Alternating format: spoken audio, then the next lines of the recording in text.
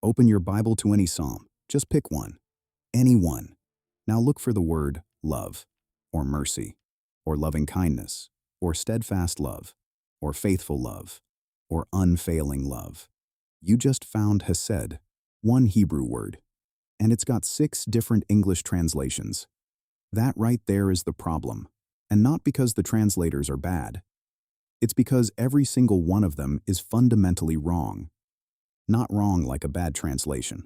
Wrong like a photograph of the ocean is wrong. It captures something, but it's not the actual thing. The Hebrew word Hesed shows up 248 times in the Old Testament.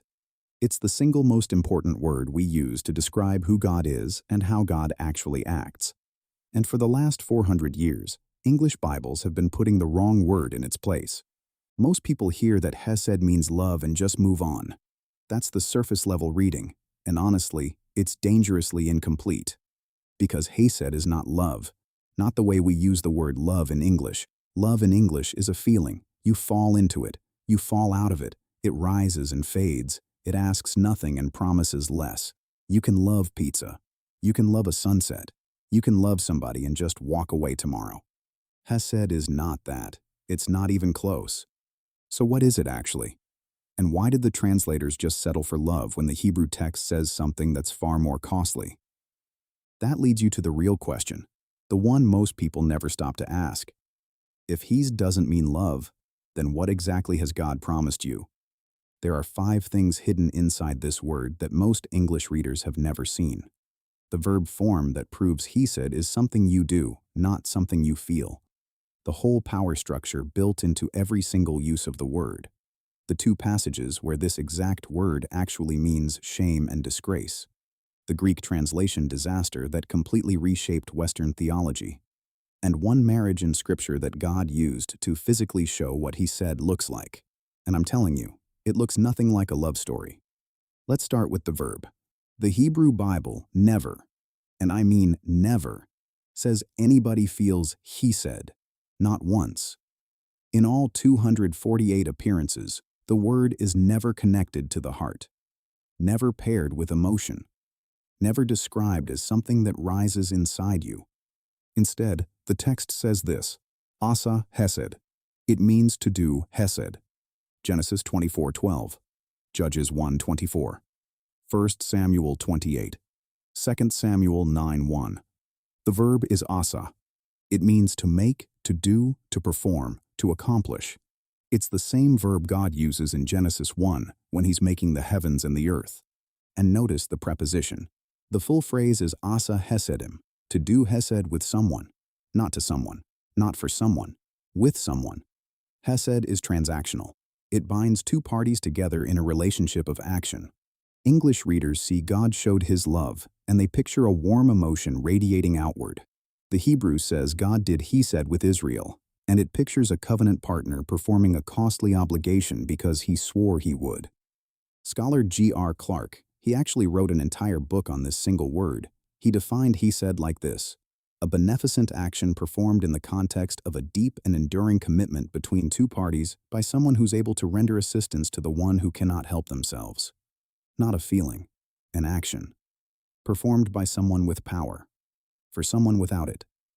That changes everything, because if Hesed is something God does, not something God feels, then the entire question shifts. It's no longer, does God love me? It becomes, what has God bound Himself to do for me? Those are not the same question. Here's the second layer that nobody talks about. Hesed has a direction. It flows downhill. In the 1st century, everybody would have understood this without explanation. The stronger party performs Hesed for the weaker party. God does Hesed for Israel. Boaz does Hesed for Ruth. Jonathan does Hesed for David when David's a fugitive. The one with resources and protection and standing acts on behalf of the one without any of that. The word in Hebrew is not symmetrical. You don't exchange Hesed the way you exchange love. A king does Hesed for a servant. A landowner does Hesed for a foreigner gleaning in his field. God does Hesed for a nation of former slaves wandering around in a desert. Look at 2 Samuel 9:1. David asks, "Is there still anyone left of the house of Saul that I may do Hesed with for Jonathan's sake?" David is the king. Mephibosheth is crippled. He's hiding.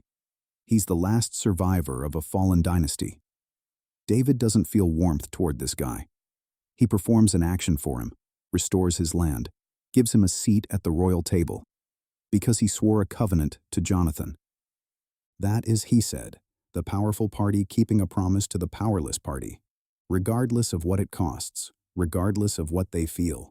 And this connects directly to something Moses records in Exodus 34, 6-7, the actual moment God reveals his own character. The Lord, a God merciful and gracious, slow to anger, and abounding in Hesed and faithfulness, keeping Hesed for thousands. Notice that verb, keeping. The Hebrew word is natzer, guarding, preserving, maintaining. God doesn't radiate Hesed. He guards it. He preserves it like a king preserves a treaty. He keeps his Hesed the way a man keeps his word. Here's the part that nobody covers. And it's strange enough that most translators just ignore it. The word Hesed, the same word, same root, same consonants, it appears twice in the Hebrew Bible with the exact opposite meaning. Leviticus 20:17. If a man takes his sister and they have relations, it is a Hesed. The word here means shame, disgrace, abomination. The same word that describes God's deepest commitment to his people also describes incest. Proverbs 14:34. Righteousness exalts a nation, but sin is a Hesed to any people. Here, Hesed means reproach, dishonor, the ruin that follows when a sacred bond gets broken. How can the same word mean loving kindness and disgrace at the same time? The ancient Hebrew root, chasad, it carries a primary meaning of intense, burning zeal. Zeal that's directed towards someone in covenant loyalty becomes Hesed in the positive sense. Zeal that gets misdirected, zeal that violates a sacred bond, becomes Hesed in the negative sense. Shame, disgrace, the exposure of something that should have stayed sacred. This is critical. It means Hesed is not inherently warm, it's inherently intense. It's the combustion that happens inside a covenant bond. Directed rightly, it's the most powerful force in the entire Hebrew Bible. Directed wrongly, it's a desecration. No English word carries both charges. Love certainly doesn't. And that's exactly why love fails as a translation. Love has no shadow side in English. Hesed does. Everything we've seen so far, the verb, the power structure, the shadow side, it's all leading to one place. And it's not a definition. It's a marriage.